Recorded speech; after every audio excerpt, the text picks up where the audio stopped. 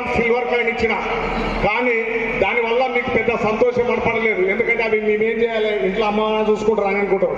కానీ మనకు సుధీర్ సార్ ఏం చెప్పిండు, ఫౌండేషన్ తరఫు నుంచి సారే ట్రిప్ పెట్టండి సార్ అని అడగడం జరిగింది. నాకు వెళ్ళేటప్పుడు కూడా అదే చెప్పిండు.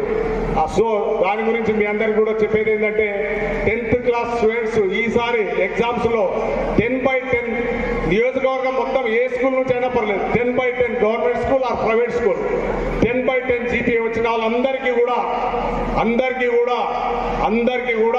ఫ్లైట్ లో అప్ అండ్ డౌన్ తిరుపతికి తీసుకెళ్తాం. తిరుపతికి ఫ్లైట్ లో విన్నారా, ఫ్లైట్ లో తిరుపతికి తీసుకొని వెళ్ళి దర్శనం చేపించుకొని వస్తా. అందరు ఎంతమంది అన్న ఎలిజిబుల్ కానీ అంతమంది నేను తీసుకొని పోతా. అదేవిధంగా 9.8 వచ్చిన వారందరికీ కూడా రామోజీ ఫిలిం సిటీలో ఒక్కరోజు టూర్ పెడతాను. రామోజీ ఫిలిం సిటీలో ఎంతమంది అయినా పర్లేదు, 100, 200, 300 అయినా పర్వాలేదు.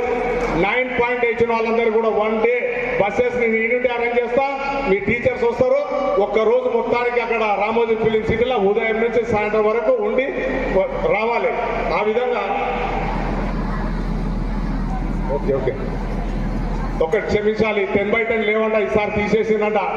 సో హైయెస్ట్ మార్క్స్ ఏ విధంగా అనేది మీ సార్ల దగ్గర నేను దాన్ని తీసుకుంటా, సమాచారం తీసుకొని ఏ విధంగా అనేది మీ అందరికి కూడా చెప్తాను, అనౌన్స్ చేస్తా. మొత్తం మీద అయితే హైయెస్ట్ మార్కులు వచ్చిన వాళ్ళకి ఇంతవరకు అనేది తెలుసుకొని వాళ్ళందరూ ఎలిజిబుల్ అయిన వరకు మాత్రం ఖచ్చితంగా ఫ్లైట్లో అప్ అండ్ డౌన్ నేను తీసుకొని పోతా, తిరుపతికి దర్శనం చేపించుకొని వస్తా. అట్లా అని చెప్పి చదువు అని కాదు, కానీ కూల్గా చదివిన గంట సేపు అయిపోకో కూల్గా చదవండి, మనం మంచిగా సక్సెస్ అవుతాం. టెన్షన్ పడి అన్నీ వచ్చి టెన్షన్ పడితే మాత్రం ఏమి చేయలేం, ఫెయిల్ అయిపోతాం.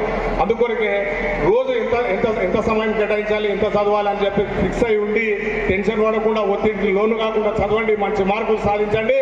ఇదే విధంగా స్పోర్ట్స్ లా గేమ్స్ లా మరొకసారి స్టూడెంట్స్ అందరూ చెప్తా, ఈ సంవత్సరం ఫౌండేషన్ తరఫు నుంచి చాలా మందికి నేను సాయం చేసిన. రాబోయే రోజుల్లో కూడా మీరందరూ స్టేట్స్ కానీ నేషనల్స్ సెలెక్షన్ అయ్యి మీ పరిస్థితి బాగలేకుండా వెళ్ళలేని పరిస్థితి ఉంటే మాత్రం తప్పకుండా నేను నా వంతుగా నేను సాయం చేస్తానని మరొకసారి మనవి చేసుకుంటూ సెలవు తీసుకుంటున్నాను. Thank you very much.